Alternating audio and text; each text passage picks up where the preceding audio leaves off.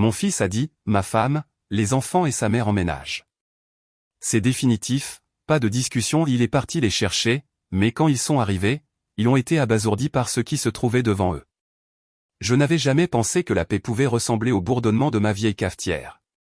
Ce mardi matin tranquille, à Fayetteville. Le soleil filtrait à travers les rideaux de dentelle, et la seule chose qui occupait mon esprit était de savoir si j'allais préparer du pain de maïs ou des muffins aux myrtilles pour le club de lecture de ces dames. Je venais d'avoir 71 ans et, pour la première fois de ma vie, ma petite maison en briques me semblait enfin appartenir. Je l'avais méritée, elle était stable et sereine. Puis, sans crier gare, la porte d'entrée s'est ouverte en grinçant. Jacob n'a même pas frappé. Il ne le faisait jamais. Il est entré comme il l'avait toujours fait, comme si les années ne lui avaient pas appris que les hommes adultes doivent respecter les portes closes. Mon fils, 41 ans, grand, agité, sentant toujours vaguement l'huile de moteur et l'arrogance. « Maman », dit-il en laissant tomber ses clés de voiture sur la table. Nous avons pris une décision. Je me suis figé en plein geste, le filet de café éclaboussant ma tasse. Nous. Ce mot était toujours synonyme de problème. Mélissa et moi avons parlé, continua-t-il. Les enfants, sa mère, nous tous. Nous emménageons ici la semaine prochaine. C'est juste temporaire, le temps de trouver quelque chose de plus grand. Tu nous remercieras plus tard. Ce n'est pas bon pour toi de vivre seul à ton âge. Je l'ai dévisagé, tenant toujours la cafetière, la vapeur s'élevant entre nous comme un fin rideau. Vous emménagez ? Ouais, c'est décidé, dit-il nonchalamment, comme s'il annonçait la météo. La mère de Mélissa ne peut plus rester seule. Et les enfants ont besoin d'espace. Tu en as plein, ici. Tu n'as pas besoin de toutes ces pièces. Il a commencé à faire le tour, désignant le couloir, divisant déjà ma maison comme un propriétaire marquant son territoire. Les enfants peuvent prendre la salle de couture. Mélissa et moi prendrons ton ancienne chambre d'amis. Hazel peut avoir le petit salon. C'est plus près de la salle de bain, de toute façon. Chaque mot était un clou planté dans ma poitrine. Il parlait comme si je n'étais pas là, comme si 40 ans à récurer les soldes d'hôtel et à laver les couloirs de bibliothèque pour payer cette maison ne comptait pas. Jacob, dis-je, d'une voix ferme mais douce. C'est ma maison. Je l'ai achetée. C'est moi qui paie les factures. Il a ri. Un rire sec, condescendant, qui a tranché le silence comme une lame. Allons, maman. Ne sois pas dramatique. Ce sera bon pour toi. Tu ne seras plus seule. Tu devrais être reconnaissante. Reconnaissante. Ce mot me brûlait plus que tout le reste. Il n'a pas vu mes mains se crisper sur la cafetière, ni mon souffle trembler. Il n'a pas remarqué le petit portrait de son défunt père, accroché au mur derrière lui. L'homme qui m'avait appris à ne jamais laisser personne prendre ce pourquoi j'avais travaillé. Samedi, dit finalement Jacob en reprenant ses clés. Le camion de déménagement sera là. Ne t'inquiète pas, on s'occupe de tout. Puis il est parti. Je suis resté là, dans la cuisine, l'odeur de café brûlé montant de la cafetière qui sifflait sur le réchaud. La maison était de nouveau silencieuse, mais elle ne semblait plus paisible. J'ai reposé la cafetière, essuyé mes mains sur mon tablier, et murmuré à la pièce vide, pas cette fois, Jacob. Pas cette maison. Et à cet instant, quelque chose a changé en moi, une petite étincelle féroce que je n'avais pas ressentie depuis des années. L'étincelle d'une femme qui en avait assez qu'on lui dicte sa conduite. Cette nuit-là, je n'ai pas pu dormir. Le ventilateur de plafond tournait lentement au-dessus de moi, brassant l'air chaud de l'Arkansas dans la pièce, mais cela ne calmait en rien mes pensées. Chaque craquement de la maison me rappelait ce que Jacob avait dit. C'est décidé. Les mots résonnaient comme un ordre, pas une demande. J'ai allumé ma lampe de chevet et j'ai fixé la photo encadrée sur la table de nuit. Elle avait été prise l'année où j'avais enfin fini de payer l'hypothèque. Moi, debout devant cette même maison, la clé à la main, souriant comme une femme qui venait d'échapper à une tempête. Cette maison n'était pas seulement faite de bois et de briques. C'était ma colonne vertébrale, mon histoire, la preuve que chaque service de nuit et chaque ampoule sur mes mains avait signifié quelque chose. Et maintenant, mon propre fils voulait me la prendre, non pas avec violence, mais avec un sentiment de droit. Je me suis assise, le drap glissant de mes jambes, et j'ai dit à voix haute, pour personne, il ne recommencera pas, car ce n'était pas nouveau. Jacob avait toujours eu une façon de décider pour moi, où je devais garder les enfants, quelle facture je devais couvrir, laquelle de ces erreurs je devais payer discrètement pour que la famille ne parle pas. Quand son mariage s'est effondré il y a 5 ans, je l'ai laissé emménager pour quelques semaines. Il est resté 18 mois, a laissé l'endroit en plein chaos, et n'a pas dit merci une seule fois. À l'époque, je me disais que c'était ce que les mères faisaient. Mais maintenant, à 71 ans, avec un cœur qui avait enfin cessé de s'excuser de battre, je savais que c'était faux. Je me suis préparé une tasse de lait chaud et je me suis assise près de la fenêtre de la cuisine. Dehors, les pins se balançaient sous le clair de lune, murmurant comme s'ils me mettaient au défi de reprendre ma vie en main. Quelque part au fond de moi, la voix douce de mon défunt mari, Walter, a ressurgi de ma mémoire. Maggie, tu as passé ta vie à nettoyer derrière les autres. Quand garderas-tu quelque chose de propre, juste pour toi? L'horloge a sonné minuit et j'ai pris le téléphone. Mes mains ne tremblaient pas. J'ai fait défiler mes contacts jusqu'à trouver le nom d'Evelyn Harper, ma plus vieille amie, la seule qui me disait la vérité.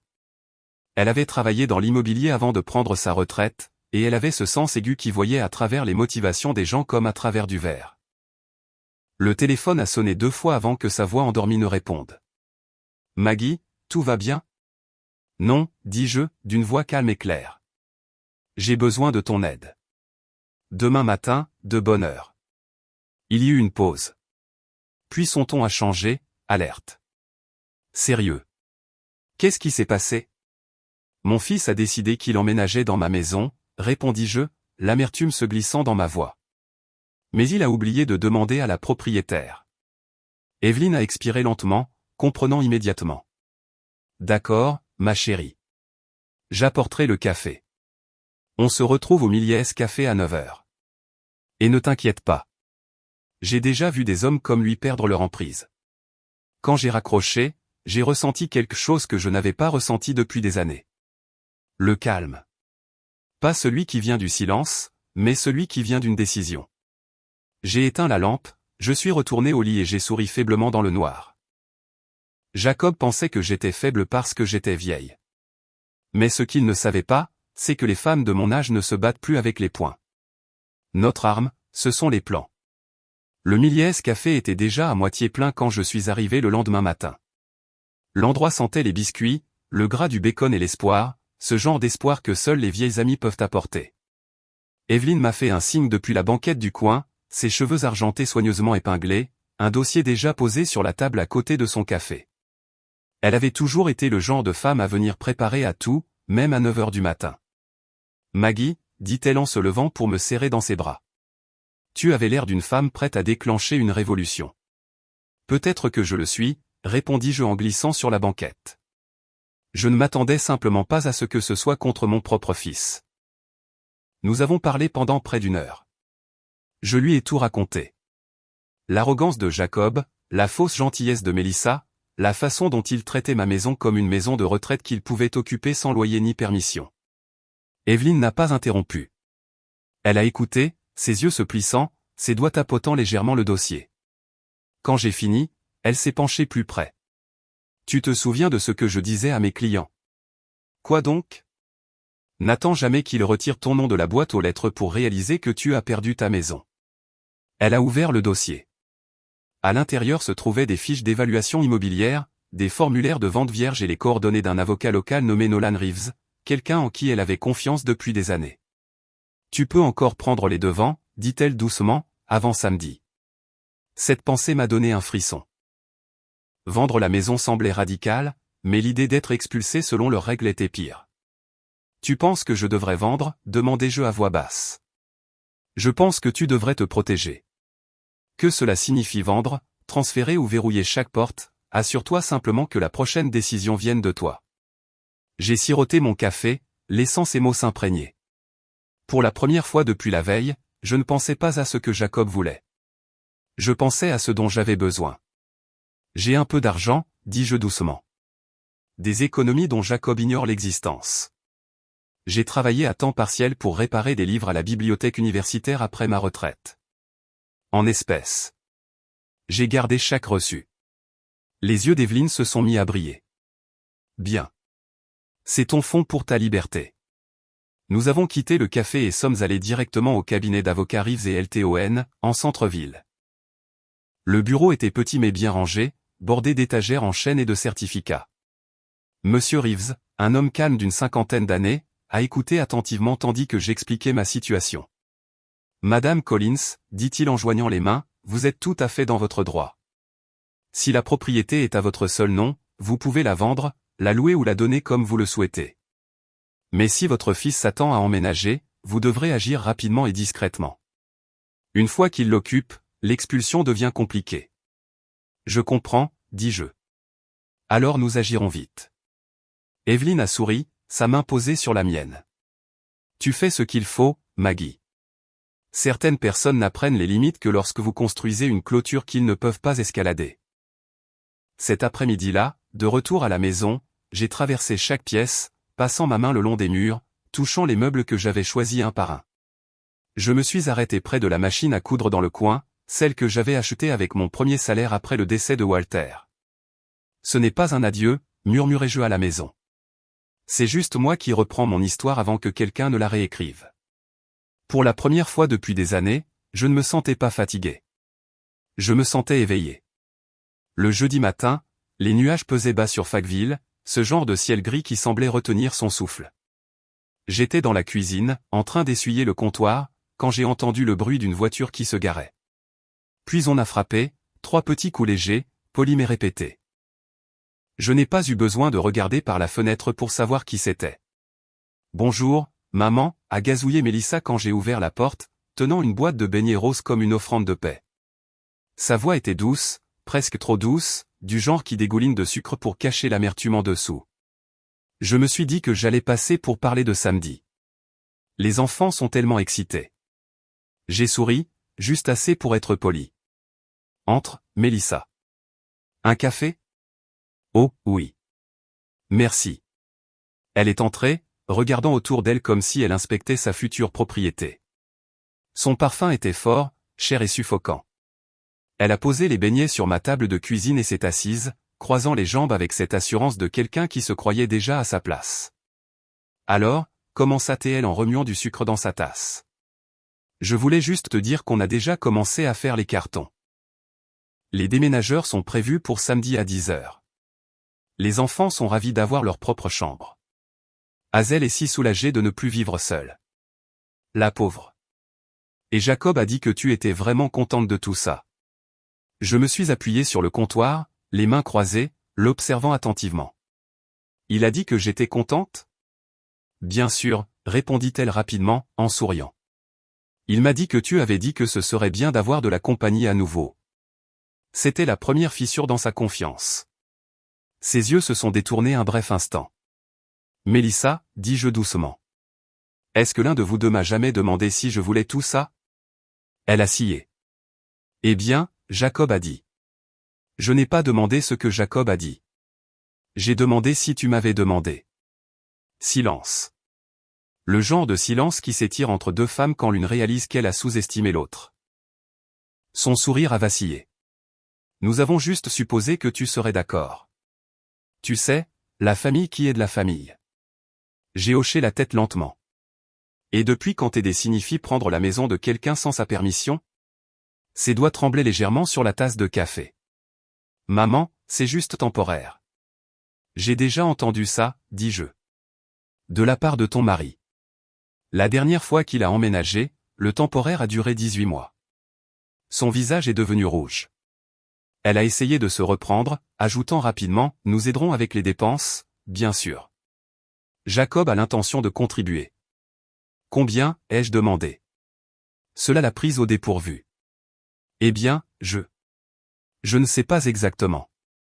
Nous n'avons pas parlé de chiffres. Je vois, dis-je. Donc, il a décidé d'emménager, de prendre mes chambres, mon calme, mon espace, mais il n'a pas décidé comment payer pour tout ça. Mélissa fixait son café, réalisant pour la première fois que cela ne se passait pas comme prévu. Mélissa, continuai-je, doucement mais fermement. Je ne suis pas seul. J'ai des amis, une vie, et une maison que j'ai construite de mes propres mains. Tu n'as pas besoin de réparer ce qui n'est pas cassé. Elle s'est levée brusquement, évitant mon regard. Je devrais y aller. Nous avons beaucoup à faire. Bien sûr. Transmets mes amitiés à Hazel. Quand la porte s'est refermée derrière elle, je n'ai pas ressenti de colère. J'ai ressenti de la clarté. Elle était venue en s'attendant à de la soumission. Elle est partie avec une question à laquelle elle ne pouvait pas répondre. J'ai pris mon téléphone et envoyé un SMS à Evelyne. Elle est venue. A tenté la méthode douce. Ça n'a pas marché. La réponse d'Evelyne est arrivée quelques secondes plus tard. Bien. Le masque se fissure toujours avant l'orage. Cette nuit-là, vers 21h30, le bruit de pneus crissant sur le gravier m'a tiré de mes pensées. J'étais assise sur le canapé à regarder une vieille rediffusion d'Arabesque quand les phares ont balayé la fenêtre de mon salon. Jacob n'a pas pris la peine de frapper. La porte s'est ouverte avec la même vieille désinvolture. Ses bottes ont frappé lourdement et rapidement le parquet. « Qu'est-ce que tu as dit à Mélissa » a-t-il aboyé. Sa voix a rempli la pièce avant même que je me lève. J'ai baissé le volume de la télévision et je l'ai regardé. Je lui ai dit la vérité. La vérité ? A-t-il ri amèrement, faisant les 100 pas comme un taureau agité. Tu l'as fait pleurer. Tu lui as dit que nous n'étions pas les bienvenus. Qu'est-ce qui te prend ? Je lui ai juste demandé quand l'un de vous deux avait décidé de me demander mon avis avant d'emménager dans ma maison. Il s'est tourné vers moi, les yeux écarquillés d'incrédulité. Maman, c'est ridicule. Nous avons déjà donné notre préavis pour l'appartement. Les enfants sont excités. Hazel a fait ses valises. Tu ne peux pas simplement changer d'avis maintenant. Je n'ai pas changé d'avis, Jacob, dis-je calmement. Tu as pris une décision sans moi. Je suis simplement en train de la corriger. Il a secoué la tête, se moquant. Tu es égoïste. À ton âge, tu devrais être contente que quelqu'un veuille vivre avec toi. Et s'il t'arrivait quelque chose quand tu es seul ? Tu aurais de la chance d'avoir de la famille ici. Je me suis levé lentement, croisant son regard. Je suis seul depuis 10 ans, Jacob. Et pendant ces 10 ans, rien ne s'est passé, à part la paix. Il a expiré brusquement, sa frustration se transformant en colère. Tu vis dans une maison de 3 chambres, toute seule. Ce n'est pas la paix. C'est de la solitude. Alors pourquoi ça te fait si peur que j'apprécie ça ? Demandai-je doucement. Il s'est figé. Pendant un bref instant, la pièce est tombée dans le silence, à l'exception du tic-tac de la vieille horloge sur la cheminée. Je me suis approché, baissant la voix. Tu penses que parce que je suis vieille, je ne remarque rien. Mais je sais de quoi il s'agit vraiment. Tu ne veux pas vivre ici pour m'aider.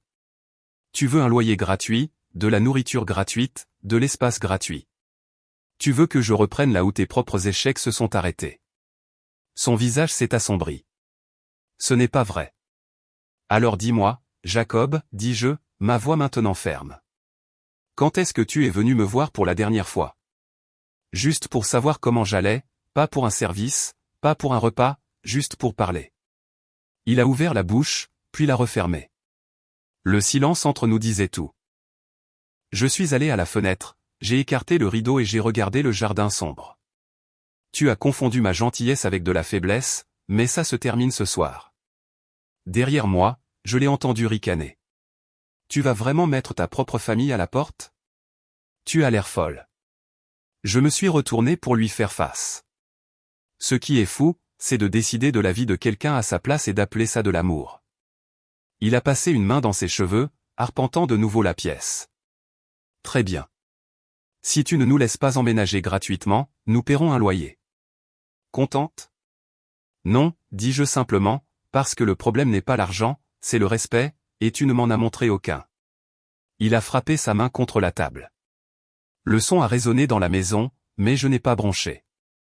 J'avais affronté des tempêtes pires que lui. Tu sais quoi, dit-il, sa voix tremblant maintenant de frustration. Tu étais différente avant. Tu te souciais de la famille.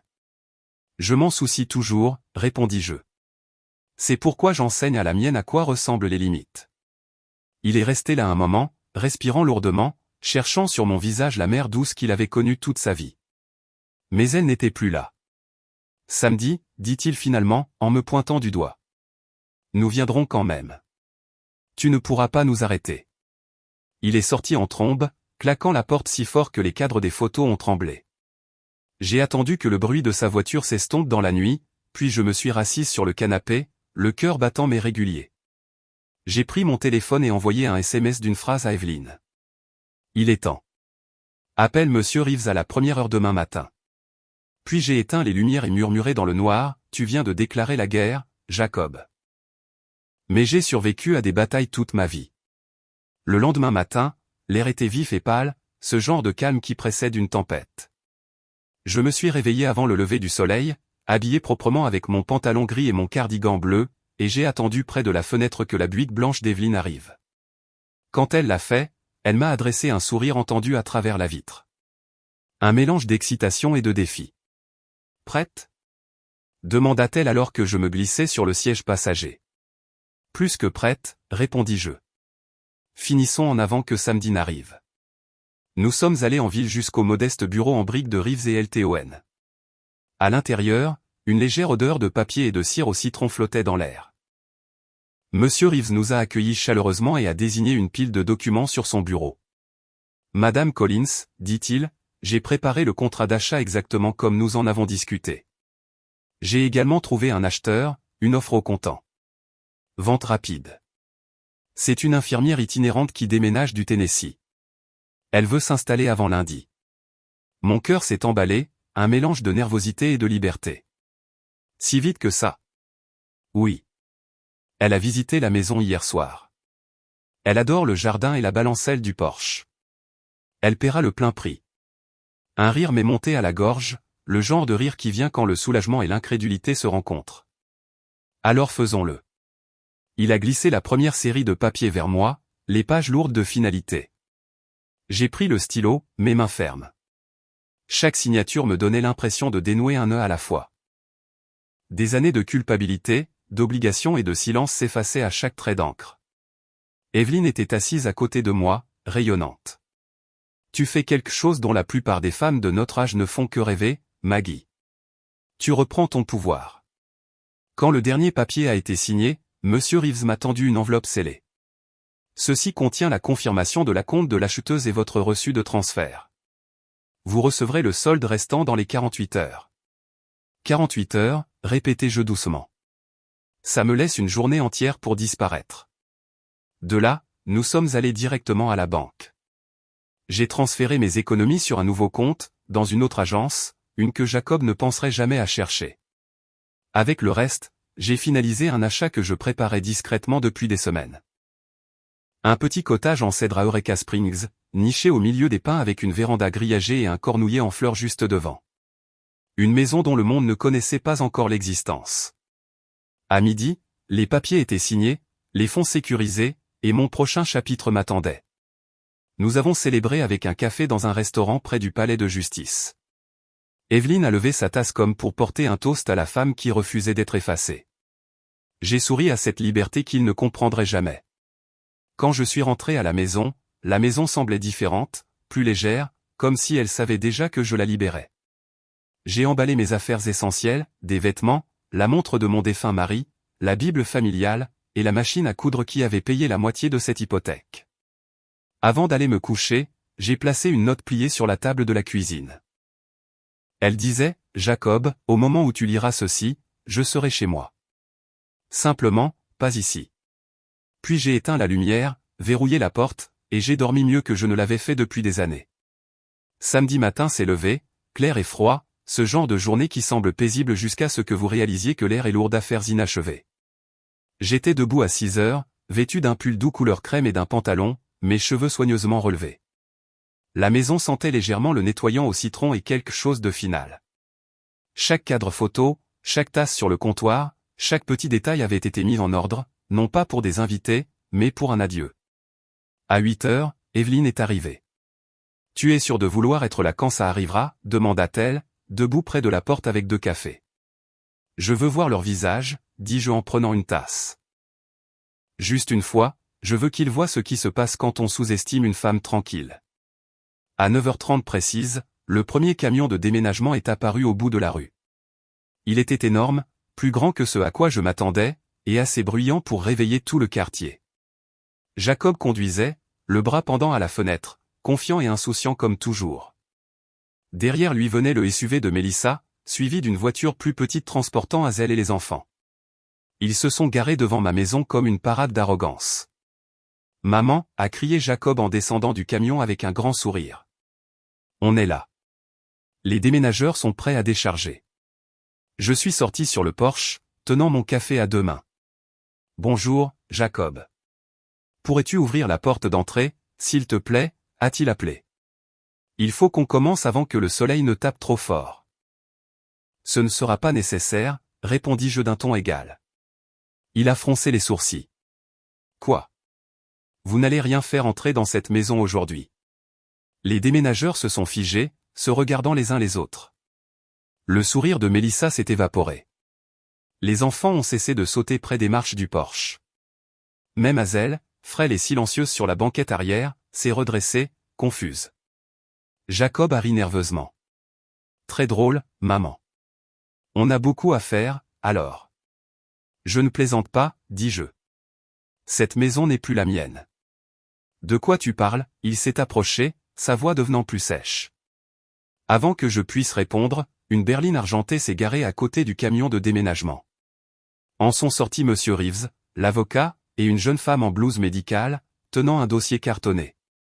Madame Collins, salua poliment l'avocat. Bonjour. Nous sommes ici pour finaliser la remise des clés. L'acheteuse est prête à prendre possession des lieux. Jacob a cligné des yeux, confus. Remise des clés. Quelle remise des clés? Monsieur Reeves a ouvert le dossier. Depuis 9 heures aujourd'hui, cette propriété appartient à mademoiselle Dana Hargrove. Tous les paiements ont été effectués hier. La transaction est terminée. La couleur a quitté le visage de Jacob. Tu as vendu la maison. C'est exact, dis-je calmement. Je t'avais dit que cette semaine serait ma dernière ici. Il me fixait comme si j'avais parlé dans une autre langue. Tu ne peux pas la vendre. C'est notre maison de famille. Non, Jacob, le corrigeai-je. C'était ma maison, et j'ai choisi quoi en faire. Mélissa s'est avancée, la voix tremblante. Où sommes-nous censés aller maintenant? Les enfants. Vous trouverez une solution, dis-je. De la même manière que j'ai dû trouver une solution pour vivre après la mort de votre père. De la même manière que j'ai trouvé comment acheter cette maison sans l'aide de personne. Les déménageurs se tenaient maladroitement près du camion, attendant que quelqu'un leur dise quoi faire. Hazel s'appuyait contre la portière de la voiture, murmurant quelque chose que je n'entendais pas. La colère de Jacob a percé son incrédulité. Tu as perdu la tête, maman. Tu es sénile. Tu n'es même pas apte à prendre ces décisions. Avant que je puisse parler, Evelyne s'est avancée, calme et tranchante. Fais attention, jeune homme. Je connais Maggie depuis 30 ans. Elle a bien plus la tête sur les épaules que n'importe qui ici. Il l'a ignorée et s'est tourné vers Monsieur Reeves. Vous ne pouvez pas laisser faire ça. Elle n'a pas toute sa tête. Monsieur Reeves s'est éclairci la gorge. Je vous assure que la vente a été menée en toute légalité, avec une vérification complète de la capacité mentale et juridique de Madame Collins. La poitrine de Jacob se soulevait. Tu viens de brader notre héritage. C'est là que j'ai ri, non pas par moquerie, mais à cause de l'absurdité totale de la situation. Un héritage? Tu penses que j'ai construit cette maison pour que tu la réclames comme un prix? Je l'ai construite pour prouver que je pouvais survivre. Tu peux hériter de cette leçon si tu veux. Les enfants se sont mis à pleurer. Mélissa les a serrés contre elle, marmonnant qu'ils devraient retourner dans la voiture. Les déménageurs ont commencé à recharger les cartons sans attendre d'ordre. Alors que Jacob criait et gesticulait, Evelyne m'a doucement touché le bras. Il est temps, a-t-elle murmuré. J'ai tendu les clés à mademoiselle Hargrove, qui avait l'air à la fois nerveuse et sympathique. Prenez bien soin d'elle, dis-je doucement. Elle a été bonne pour moi. Jacob s'est précipité en avant, mais Evelyne s'est interposée. Ne fais pas ça, l'a-t-elle averti. Pas aujourd'hui. Il s'est arrêté, le souffle court, les yeux pleins d'incrédulité. Tu le regretteras, maman, a-t-il dit finalement. J'ai croisé son regard. Peut-être, mais au moins, le regret sera le mien. Puis je me suis retourné et j'ai marché vers la voiture d'Evelyne. Mes pieds étaient stables. Mes mains ne tremblaient pas. Alors que nous nous éloignions, j'ai jeté un coup d'œil dans le rétroviseur. Jacob se tenait dans l'allée, criant quelque chose que je ne pouvais pas entendre. Mais je n'en avais pas besoin. Pour la première fois depuis des décennies, je ne lui devais pas une seule réponse. La maison est devenue plus petite derrière nous jusqu'à n'être plus qu'un toit parmi les arbres, et dans cette image qui rétrécissait, j'ai vu à quoi ressemblait la liberté, calme, pure, et entièrement mienne. 3 mois ont passé, et les collines autour d'Eureka Springs avaient commencé à prendre une teinte dorée. Les matins là-bas ressemblaient à un pardon, celui qui venait avec le chant des oiseaux et l'odeur de la résine de pin dans l'air. Ma nouvelle maison n'était pas grande, juste 2 chambres et un petit porche orienté à l'est, mais c'était plus que suffisant. C'était la paix mesurée en mètres carrés. J'avais trouvé un rythme doux. Chaque matin, je préparais mon café, j'ouvrais les rideaux et je regardais la lumière du soleil ramper sur le plancher de cèdre. J'avais commencé à faire du bénévolat 2 fois par semaine à la bibliothèque locale, aidant les enfants à lire et les adolescents avec leur rédaction. Certains après-midi, Evelyne passait avec une boîte de pâtisserie et nous nous asseyions sur le porche, parlant de tout et de rien. Parfois, nous rions du passé, mais d'autres fois, elle me regardait simplement en silence et disait, « Tu sais, Maggie, tu l'as vraiment fait. Tu as repris ta vie en main. » Et je l'avais fait. Bien sûr, Jacob ne l'avait pas accepté facilement. Dans les premières semaines après la vente, il appelait presque tous les jours. Parfois il criait, parfois il suppliait, et parfois il envoyait de longs messages pleins de culpabilité et de reproches. Puis est venue la lettre de son avocat, une tentative de contester la vente, affirmant que j'avais agi sous le coup d'une détresse émotionnelle. Je n'ai même pas pris la peine de me mettre en colère. Je l'ai transmise à Monsieur Reeves, qui a répondu par une seule phrase, « Madame Collins a agi entièrement dans son droit. » Affaire classée. Après cela, le silence a commencé. Et honnêtement, c'était le plus beau silence que j'ai jamais connu. J'avais réappris à dormir profondément, sans me réveiller à chaque bruit, sans écouter une porte qui s'ouvre ou une voix qui crie mon nom avec frustration. Mon cœur, qui avait passé des décennies à se préparer aux besoins de quelqu'un d'autre, a finalement commencé à battre pour moi. Puis, un dimanche matin ensoleillé, alors que j'arrosais les petits rosiers près du porche, j'ai entendu des rires. 2 petites voix que j'ai reconnues immédiatement. Mamie. Avant même que je puisse me retourner, Léo et Ella, mes petits-enfants, ont couru sur le sentier et ont enroulé leurs bras autour de ma taille. J'ai failli laisser tomber l'arrosoir de surprise. « Regardez-vous deux, dis-je en m'accroupissant pour les serrer dans mes bras. Comment êtes-vous arrivés ici ? Papa nous a conduits, dit fièrement Léo. Il est dans la voiture. Il a dit qu'on pouvait venir te voir. Ma poitrine s'est serrée, non pas de colère, mais de quelque chose de plus doux, comme un soulagement. Eh bien alors, dis-je en souriant. Vous feriez mieux d'entrer avant que mes biscuits ne brûlent. Ils ont couru à l'intérieur en riant, remplissant la maison silencieuse d'un son qui, je ne l'avais pas réalisé, m'avait manqué. J'ai versé de la limonade, sorti des biscuits et je les ai laissés explorer mon petit cottage. Ils ont montré du doigt ma machine à coudre, mon fauteuil couleur rose, les étagères de livres. C'est si joli ici, a dit Ella. On peut revenir plus souvent. Bien sûr, ma chérie, mais il faudra demander à tes parents d'abord. Quand j'ai regardé par la fenêtre, Jacob se tenait près de la voiture, la tête baissée, les mains dans les poches. Il avait l'air plus petit que dans mon souvenir, pas physiquement, mais en esprit, ce genre de petitesse qui vient après qu'un homme a enfin affronté la vérité sur lui-même. Je suis sorti pour le rejoindre. Maman, dit-il doucement, je ne voulais pas débarquer comme ça. Les enfants n'arrêtaient pas de demander. J'ai pensé que peut-être, il a hésité. Peut-être qu'on pourrait parler. Parler est un bon point de départ, dis-je. Il a hoché la tête lentement. J'étais en colère. Je pensais que tu tournais le dos à la famille. Mais maintenant, après tout ça, je comprends. Tu tournais le dos au fait d'être utilisé. Pendant un moment, le vent n'a porté que le bruit des feuilles. J'ai vu le regret dans ses yeux, mais aussi quelque chose de plus fragile. La compréhension.